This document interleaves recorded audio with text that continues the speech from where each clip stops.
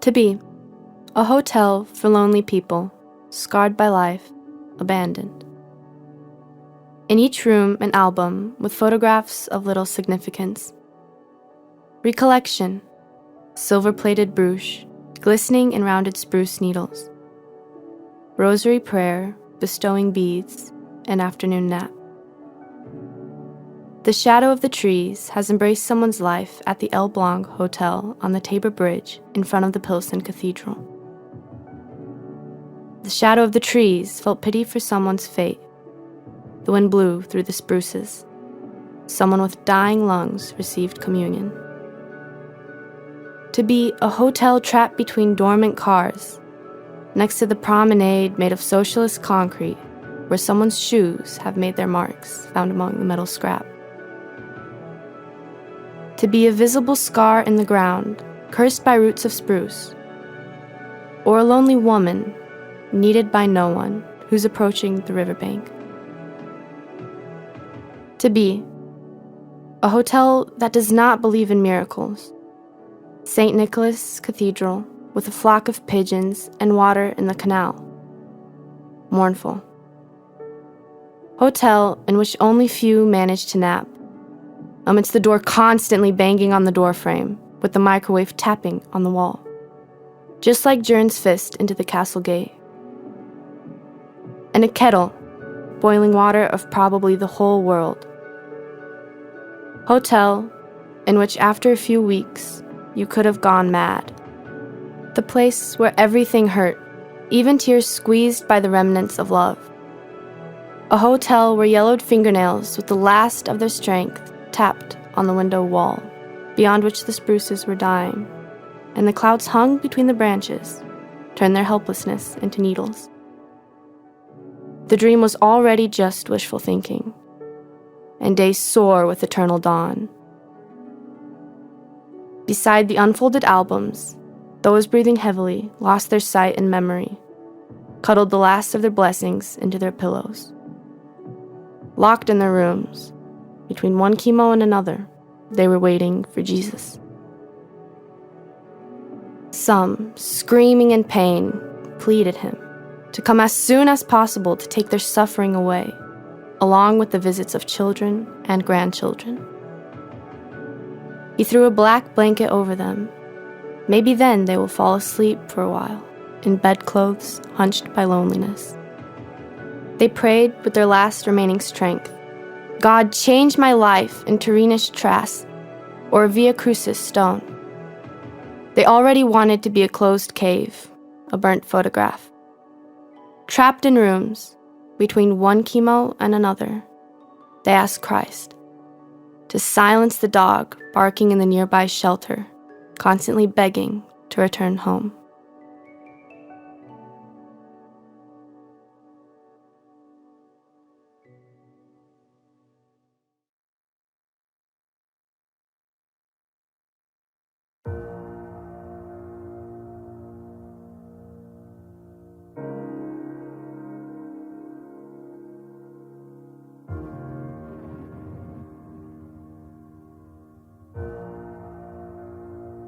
To be a reign of war, cursed barbed wire branch on which death herself hangs. To be a shot-down beach alley with puddles left by the red rain and extinguished lanterns, visited by someone who has renounced words turned into silence. And only yesterday he was walking another avenue with an umbrella closed. At times he would stop, took out a book, and read about what Germans did at Langenmark. He walked, as if sure that behind the forest of abundant felled trees he would find children playing, himself among them. He remembered the winter train amid the fields, and that he tried to catch up with it.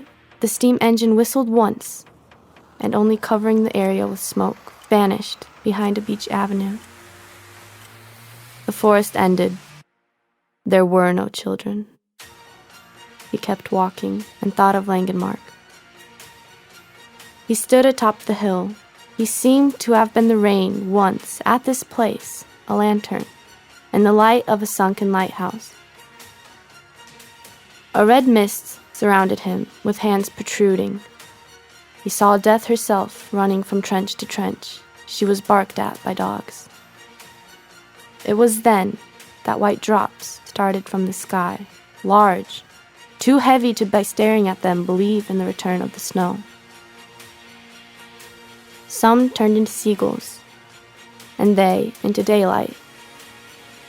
He walked, thought of the blinded dancing soldiers and unfaithful women of Langenmark. He was the rain again, a lantern and the light of a sunken lighthouse.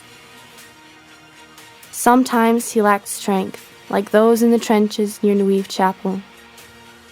He walked. He fell down and got up, like weeping and muddy soldiers from Langenmark.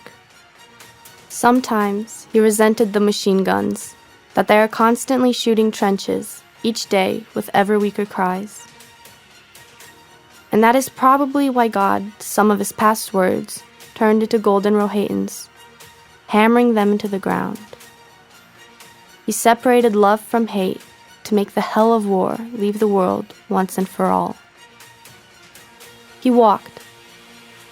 Suddenly, the surrounding world seemed to see through it. A breath of warmth, white drops were falling from the sky again. He walked. He touched flowers and red blackberries. He hummed a song about the sand under his feet, once a year washed by Christ. He was making up river flows and tried putting them in the holes with dead shells. Cold can be soothing, but he accused the stars for being heartless, alone, and silent. He wanted to be the rain of old, dead world, or sandy and rocky road starting at Langenmark and ending at the peak's foot in the Tatra Mountains, where lightning had no mercy for scouts from Agudat Hanoar Hivri. He walked. He no longer thought of the war cries, nor of Neuve Chapel. A red mist surrounded him. He was touching someone's hands. He turned into rain, but no longer the one from above Langenmark.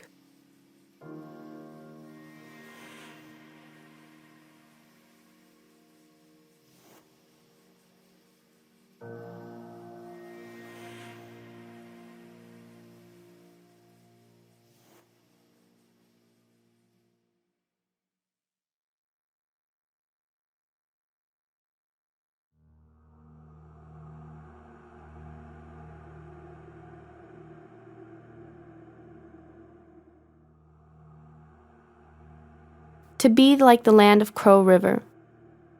There, death, just like loneliness, comes suddenly. The birds were happy there a long, long time ago, as well as the trees, of which only the boat remains thrown ashore. Vain to understand storms there, tornadoes, the scorching air, or to find the trail, where a nameless Indian inscribed on a rock. We only came to sleep. We only came to dream. It is not true, it is untrue that we have come to the earth to live. Into spring grass we have come to turn. Our hearts manage to green, to spread their petals. The flower is our body. It gives a few flowers and dries.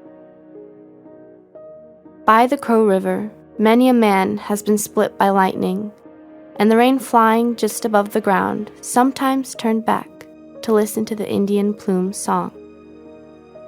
To follow the Crow River across the plains to Dicelli with one green tree on the way to lose the horse Hatitl. Fraternize with the spirits of slain buffaloes and a starry sky, which at the same time both terrifies and delights. To be like the land squeezed between Montrose and Ramsey, living in a cave and touch rocks marked by ancient drawings. Then go out on the prairie, kneel down between the monadocks. Never to return homeland from there. Stay there, where the running steep flowers laughed at my longing for your letters. By the Crow River, the world is sadder every year. Holy Cross among the stones detains faith and love. Eagles are pushing the rest of their memories among the eroding rocks. Someone is following them, and the wind plays for him an old Indian song. Why is there a memory of Crow River, whence the greening hearts on land ravaged by rain and wind? All of them who have gone from there to the land of the eternal hunt, the old fire still warms. There is no more spring grass at Crow River, nor warriors who only came to dream. Birds, among the rocks they pray. In a cave coated with steppe flowers, once a year, Indian singing can be heard.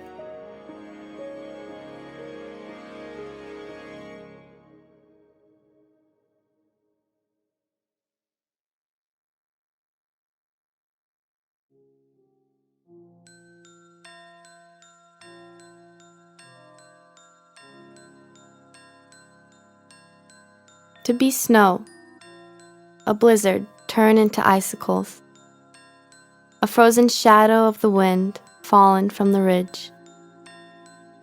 To be a night snow, purple, it's good to paint the world your own way. Struggle with an amber-colored snowstorm, for this was the color of the hands of Leshmin's brother at the time of his death. Collect icicles from all roofs, to decorate the breeze with them. To be a snowdrift, which over time has been transformed into water rubbing against the stones. To be snow in November, to find the name inscribed on the lake with skates. And though the return inflicted the deepest pain, not to resent the air holes carved in the moonlight, to the sun disappearing too quickly behind the spruces, or the seashore, or to the shore disobedient to the waves.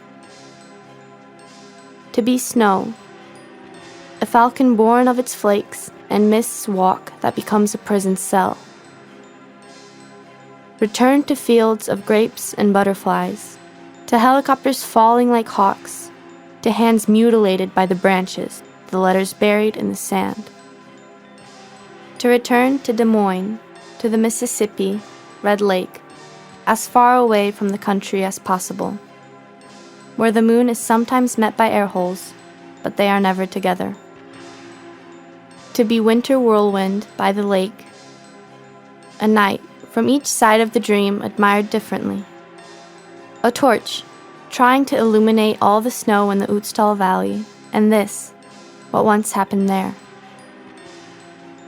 To be a melting snow in the eyes of a child, the northern light in his hand, when fate suddenly brings harm and makes aware that most days of our lives with uncertainty begin, and often has uncertainty as its end.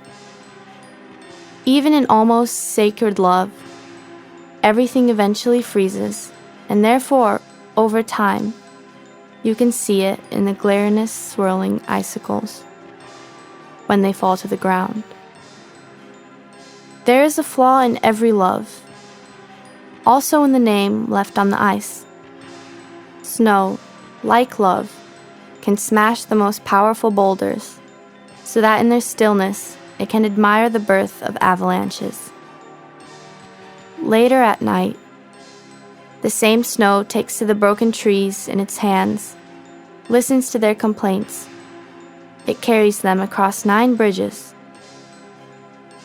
To be night snow. You in the Utstal Valley, walking alone across the miserable lake. Reflect upon each falling stone, icy elephants, Hannibal's disbelief. Avalanches and eagles will fall silent.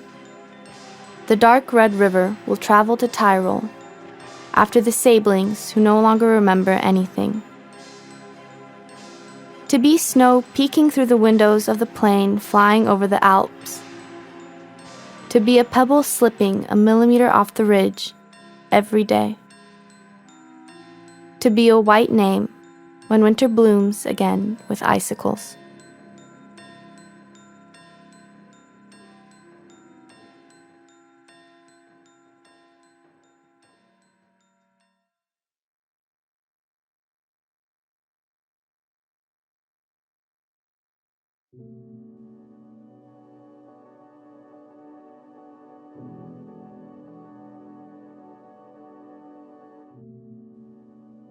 To be a love until death takes it away, perhaps in a similar way like the one in 1597.